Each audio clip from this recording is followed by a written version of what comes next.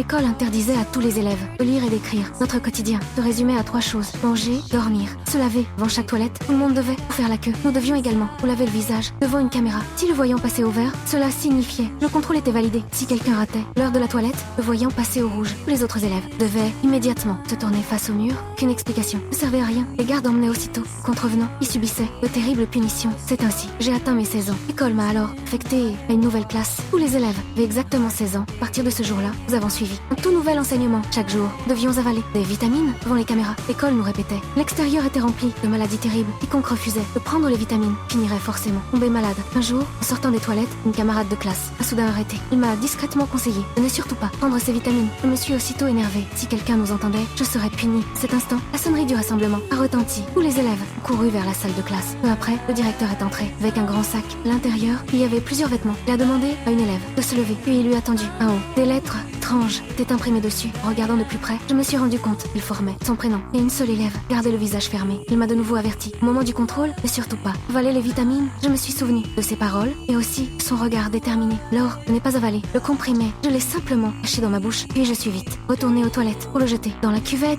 Et après ça, je me suis senti de plus en plus inquiet. Je ne savais plus si j'avais pris la bonne décision.